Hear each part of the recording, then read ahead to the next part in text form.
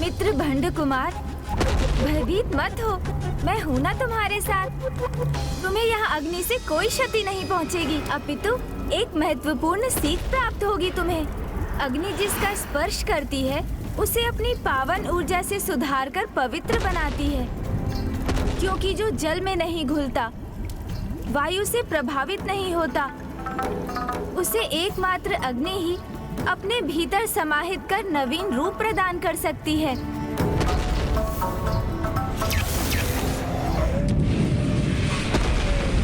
नहीं मित्र, आपकी ये सीख भी उचित नहीं, क्योंकि अग्नि तो यही सिखाती है कि जो भी तुम्हारे निकट आने का दुस्साहस करे उसे भस्म कर उसका अस्तित्व ही मिटा दो।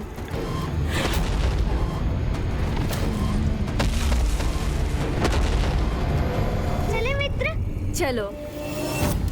मुझे आशा है कि अब तुम अच्छाई का ज्ञान प्राप्त कर अच्छाई और बुराई में भेद कर सकोगे और अपने जीवन में सदा अच्छाई का पालन करोगे। अच्छाई और हमारे महानायक? चिंता मत कीजिए मित्र, मैं आपकी सीख भली भांति समझ गया हूँ। मैं आपको वचन देता हूँ कि उन सीखों का पालन मैं अवश्य करूँगा, किंतु यदि कुछ नहीं समझ सका तो चलता है ना। और वैसे भी जब उधर भोजन से रिक्त हो तो कहाँ पूर्ण बात समझ आती है। ओह हाँ, भोजन, मैं ये कैसे भूल गया कि तुमने अभी तक तो कुछ खाया ही नहीं है।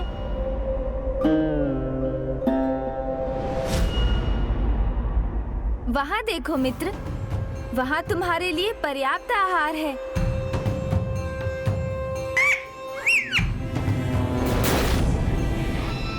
रंग कुछ हरा अवश्य है, किंतु उसका स्वाद अत्यंत उत्तम होगा। आहार, स्वादिष्ट तो अवश्य होगा ये, और मुझे इसके हरे रंग से कोई समस्या नहीं है।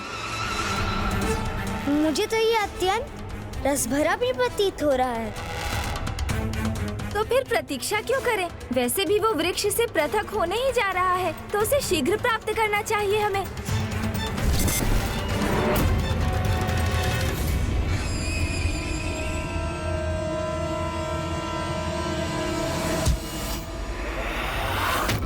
मित्र, मैंने इसे प्राप्त कर लिया। कहाँ गया ये?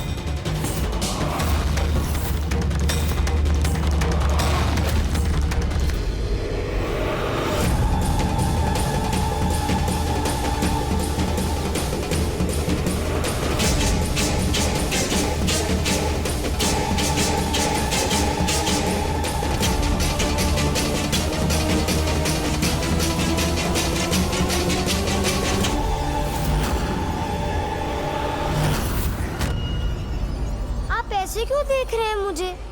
मैंने तो अपना आहार ही प्राप्त किया। तुम्हें ज्ञात ही है तुमने क्या किया है? हाँ? मेरे द्वारा दी गई सभी सीखों के विरुद्ध जाकर निर्दयता से एक निर्दोष जीव की हत्या कर उसे निगल लिया तुमने। ये क्या किया तुमने भंड कुमार? आप मुझसे क्रोधित क्यों हो रहे हैं मित्र? जैसे आपको ये हरे और लाल आम के फल भाते हैं, वैसे ही मुझे वो हरे और लाल पक्षी। तो चलता है ना? नहीं, नहीं चलता है। ऐसे निर्दोष जीव की हत्या करना सर्वथा पाप है।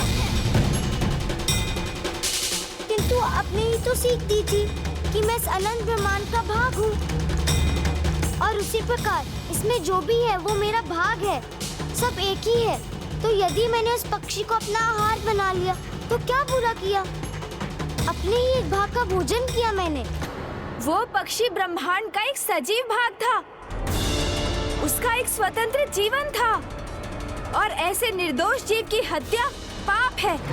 तुम तुमने अभी मुझे वचन दिया था कि तुम मात्र अच्छाई के पथ पर चलोगे, और अभी ऐसा घोर पाप करने में तुम्हें तनिक भी संकोच नहीं हुआ। ये कैसा व्यवहार है तुम्हारा भंड कुमार?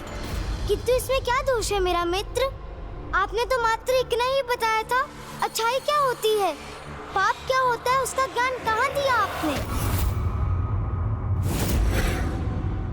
तो फिर ध्यान से सुनो, धर्म के जो भी विरुद्ध है वो पाप है, फिर वो वचन भंग करना हो अथवा एक निर्दोष पक्षी का वध हो, और ऐसे पाप करने वाले का मित्र मैं कदापि नहीं बन सकता।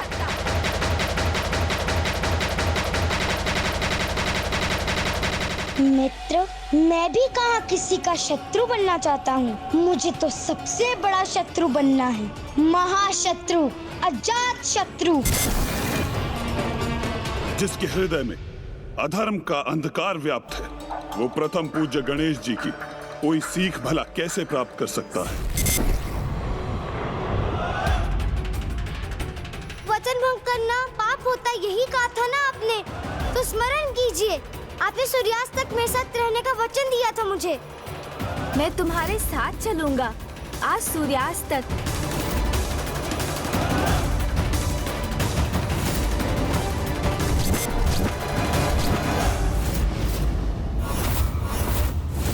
आपने सत्य ही कहा था स्वामी।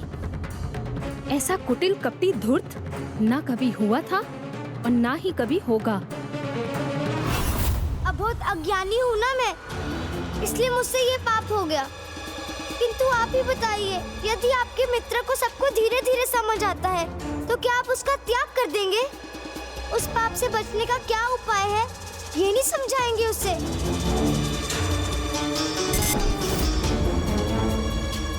उचित है, मित्र मित्र का साथ नहीं देना चाहता तो मत रुकिए, जाइए गणेश जी। जब मैंने ये पाप किया है तो उसके परिणाम का सामना करने का उपाय भी स्वयं ही ढूंढ लूंगा मैं।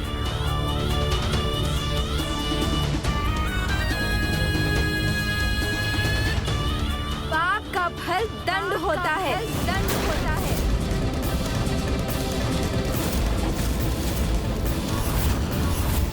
किंतु मित्र, मैं दंड नहीं पाना चाहता, तो इस पाप के दंड से कोई कैसे सुरक्षित हो सकता है? बताइए ना मित्र। उसका तो एक ही उपाय है, पाप का प्रायश्चित। प्रायश्चित? हाँ, प्रायश्चित भंड कुमार।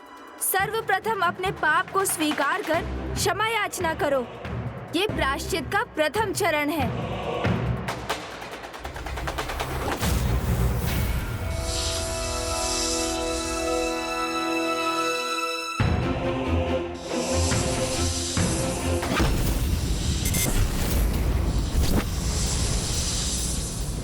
अर्थात यदि किसी से पाप हो गया हो, अपनी भूल स्वीकार कर क्षमा मांगकर उसका प्रायश्चित कर ले तो वो दंड का भागी नहीं बनता।